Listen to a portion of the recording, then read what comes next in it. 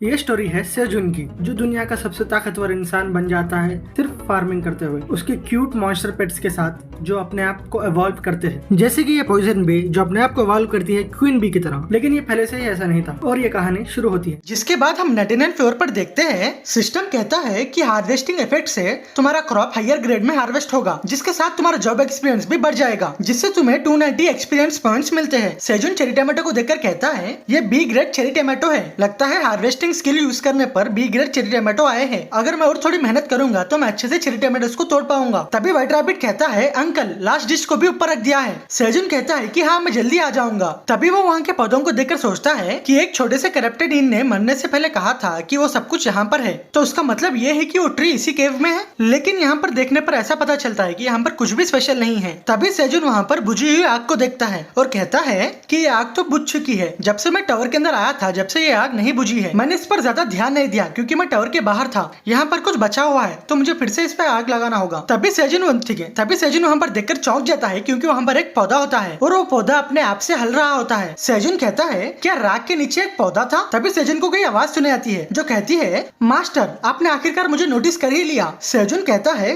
क्या मेरे दिमाग के अंदर से आवाज आ रही है? तभी वो आवाज कहती है मास्टर आपको मिलकर मुझे अच्छा लगा, मैं इसी दिन के लिए अंडरग्राउंड आपका इंतजार कर रही थी और मेरा नाम फ्लेम है। मैं वही एप्पल सीड हूँ जिसको आपने यहाँ पर लगाया था सेजुन मास्टर, मैं वही हूँ। जिसको देखकर सेजुन कहता है क्या तुम ही वो ट्री हो जिसके लिए करप्टेडियंस यहाँ पर हमला कर रहे थे? फ्लेम कहती है हाँ मास्टर, और मैं आखिरकार आपसे बात भी कर रही हूँ। जब से मैं यहाँ पर आई हूँ आज का दिन मेरे लिए सबसे ज्यादा अच्छा है। सेजुन कहता है फ्लेम क्या तुम्हारा नाम फ्लेम है? लेकिन तुम्हारे नाम से एप्पल ट्री को कोई भी लिंक नहीं है और तुम्हारे अपीयरेंस को देखकर ऐसा लगता है कि एक प्लांट कैसे बात कर सकता है। फ्लेम कहती है क्योंकि मैं एक फ्लेमिंग रेड एप्पल ट्री हूँ और मैं मैजिक के पावर को यूज करके डायरेक्टली तुम्हारे दिमाग से बात कर रही हूँ और मेरा ये अपीयरेंस मैंने आपके लिए अच्छा बनाया है क्योंकि मैं मास्टर के आगे एक अच्छे शेप में दिखना चाहती हूँ। क्या आपको ये पसंद नहीं आया? सेजुन कहता है ऐसा नहीं है, मुझे ये पसंद है और तुम बहुत ज्यादा क्यूट भी हो। हमारी फ्लेम सच में बहुत ज्यादा क्यूट है। तो तुम फ्लेमिंग रेड एप्पल ट्री हो और तुमने कहा कि तुम मैजिक को भी यूज कर सकती हो, तो तुम सच में बहुत ज्यादा शानदार ट्री हो। और वो सोचता है जो एप्पल मैंने पहले खाया था क्या वो इतना ग्रेट एप्पल था? तभी फ्लेम शर्माते हुए कहती है नहीं मास्टर मैं उतने ज्यादा ग्रेट नहीं हूँ। जब मैं एक सीड थी मुझे बाहर से बहुत ज्यादा हीट मिल रही थी और मुझे जीने के लिए किसी ठंडी जगह जाना था, इसलिए मैं नीचे जाती गई। जिसके बाद मैं और नीचे जाती गई जहाँ पर मुझे ये नहीं पता था कि ये कहाँ पर खत्म होगा। जिसके बाद वो आखिरकार एक जगह पर रुक गई जहाँ पर मुझे ठंडा सा अंडरग्राउंड वाटर मिल गया था और मैंने उस पानी को पीना शुरू कर दिया जिससे मैं बाहर के हीट से लड़ पाऊँ। और मैं हमेशा से ही डार्कनेस में थी और मैं इस दिन का इंतजार कर रही थी जब मुझे सनलाइट मिलेगी और मैं एक नए प्यारे से पौधों में बन जाऊंगी। और अब मैं सेजुन मास्टर से मिल चुकी हूँ। फ्लेम को कोई भी शिकायत नहीं है। सेजुन कहता है तो ऐसा हुआ था, मैं तो भूल ही गया था कि मैंने एक एप्पल सीड को यहाँ पर लगाया था और तो और उसके ऊपर मैंने आग भी लगा दी। मुझे ये सुन के बहुत ज्यादा बुरा लग रहा है, मुझे माफ कर दो। फ्लेम कहती है ऐसा कुछ भी नहीं है, आपने तो मुझे स्ट्रॉन्ग बनाया है, अब मैं इस तरह मैजिक भी कर सकती हूँ। जिसको देखकर सेजुन शॉक हो जाता है और कहता है क्या तुम आग को कंट्रोल कर सकती हो? फ्लेम कहती है हाँ बिल्कुल, जैसे कि मैंने कहा था मैं आखिरकार एक फ्लेमिंग रेड एप्पल ट्री हूँ। सेजुन कहता है कि एक प्लांट को आग से परेशानी होती थी लेकिन तुम तो आग को ही कंट्रोल कर सकती हो, तुम सच में बहुत ज्यादा शानदार और क्यूट हो। फ्लेम कहती है कि मैं अभी के लिए ये कर सकती हूँ लेकिन अब मैं जल्दी से बड़ी हो जाऊंगी और अपने मास्टर को हेल्प करूंगी। सेजुन कहता है कि मुझे तुम पर गर्व है हमारी छोटी सी क्यूट फ्लेम, और तुमने अंडरग्राउंड में बहुत ज्यादा सहा है तो तुम्हें बाहर ज्यादा मेहनत करने की जरूरत नहीं है। तुम बिना किसी परेशानी के जल्दी से जल्दी बड़ी हो जाओ, अगर तुम ऐसा नहीं करती हो तो तुम बीमार भी पड़ सकती हो। फ्लेम हंसते हुए कहती है ठीक है मास्टर, और प्लीज मुझे और ज्यादा पेट करिए। सेजुन कहता है ठीक है मैं तुम्हें पेट करूंगा जितने तुम्हें चाहिए। फ्लेम सोचती है कि ये मेरा एप्पल ट्री के लाइफ में सबसे अच्छा दिन है और मैं बहुत ज्यादा खुश हूँ क्योंकि मुझे मास्टर के पास से बहुत अच्छा अफेक्शन मिल रहा है। और मैं असली फ्लेम हूँ, तो मैं अपने रूप की फॉर्म के बारे में मास्टर से और थोड़ा देर के लिए छुपा सकती हूँ और ये एक सीक्रेट है, किसी को भी मत बताना और इस चैनल को सब्सक्राइब करना मत भूलें। जिसके बाद हम 39 फ्लोर पर देखते हैं हैंटीजन कहता है थियो पार्क सेजुन अब कहाँ पर है? डॉन्सिक कहता है अब मुझे समझ में आया है और उसे थियो की बात याद आती है। थियो ने यह कहा था कि पार्क सेजुन ने 40 फ्लोर पर मेरी जान को बचाया था। थियो घबराते हुए कहता है कि मैं ये तुम्हें नहीं बता सकता। हैंटीजन कहता है लेकिन क्यों? अभी पूरी दुनिया के होम अर्थ में पार्क सेजुन को बहुत ज्यादा अटेंशन मिल रही है। मुझे ये पता नहीं है कि अभी टावर के अंदर फिलहाल क्या हो रहा है, लेकिन हम इंसानों के टावर के बाहर वो बहुत ज्यादा इंपॉर्टेंट पर्सन बन चुका है। वो आखिरकार कौन से फ्लोर पर है और वो कैसे कर रहा है? शायद उसे किसी चीज की मदद चाहिए और वो टावर के बाहर भी नहीं आ रहा है। मैं हंटर एसोसिएशन की लीडर के तौर पर कह रहा हूँ, हमें इसके बारे में अभी जानना है। क्या तुम मुझ पर थोड़ी सी भी जेनरोसिटी नहीं दिखाओगे? थियो, मैं तुमसे विनती कर रहा हूँ। थियो कहता है तो फिर मेरे साथ एक कॉन्ट्रैक्ट साइन करो कि तुम हमारे बीच की सारे बातों को एक सीक्रेट के तौर पर रखोगे और हैंडेजन थियो को हमेशा सच कहेगा। और ये भी लिखो, अगर तुम इस रूल को तोड़ते हो तो तुम अपने लाइफ को मुझे ऑफर करोगे, मैं तभी तुम्हें बताऊंगा। हैंडेजन कहता है तो फिर ठीक है। डॉन्सिक कहता है मास्टर रुको।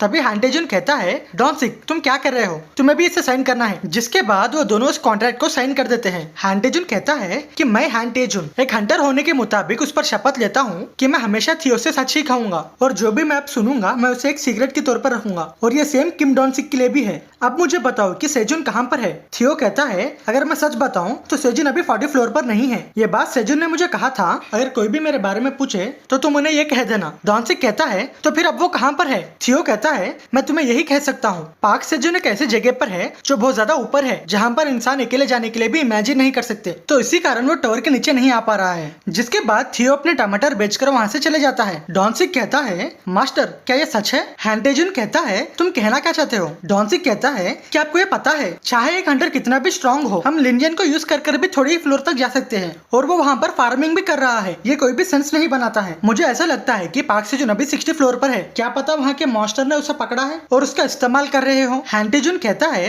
ये बात भी सच हो सकती है और सन पंपकिन स्वीट पोटैटो के डिस्क्रिप्शन में देखकर मैं ये कह सकता हूँ कि इसमें टावर की हाईएस्ट पॉइंट सनराइज थी। क्या तुमने वो नहीं देखा? डॉन्सिक कहता है हाँ मैंने देखा, लेकिन तभी हैंडेजन कहता है टावर का हाईएस्ट पॉइंट, इसके बारे में तुम क्या सोचते हो? डॉन्सिक कहता है तो उसका मतलब? तभी हैंडेजन कहता है कि तुम सही हो, हमें इसका कारण पता नहीं है, लेकिन मुझे ऐसा लगता है कि पार्क सेजुन अभी 99 फ्लोर पर है। और सेजुन कान खुजाते हुए सोचता है लगता है कोई मेरे बारे में बात कर रहा है। जिसके बाद हम ग्रानर विलेज में देखते हैं जो थियो का होम टाउन होता है। यह रायल का घर होता है जो इस विलेज की सबसे रिचेस्ट फैमिली है। तभी वहाँ पर एक बूढ़ा बिल्ली कहता है मैंने सुना है कि 67 फ्लोर पर रेड लोकस के साथ जो वार हो रही है वो उम्मीद से भी बहुत ज्यादा समय ले रही है। उन्होंने कहा है कि खाने की कमी हो सकती है, ये भी एक बड़े से फैमिन के जैसा होगा जो डिकेड्स पहले हुआ था। और हमें पता चलता है कि ये ओरेन के फादर होते हैं जिसका नाम रायल होता है। वो कहता है इसलिए जो भी खाना ग्रानर विलेज को आ रहा है उसका प्राइस 2 गुना से 3 गुना बढ़ चुका है और वो एक बड़ी प्रॉब्लम बन रही है। इतने कम जानकारी से हमें ये पता नहीं चल रहा है कि टावर में क्या हो रहा है, लेकिन ओरेन इसकी बात को नहीं सुन रहा था। तभी रायल चिल्लाते हुए कहता है ओरेन क्या तुम मेरी बात सुन भी रहे हो? ओरेन कहता है मेरा दिल तो रुक ही गया था,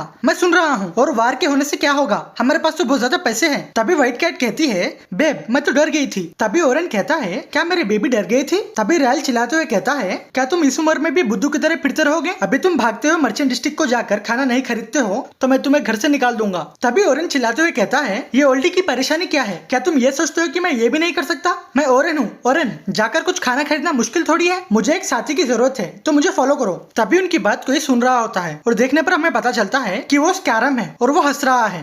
तो गाइस आप लोग कितने सपोर्ट करोगे ना, मैं भी उतने ही वीडियो बनेगा, ठीक है? मस्त दाल डालकर दबा दबा कर वीडियो ठीक से फन कंटेंट डालेगा, ठीक है ना?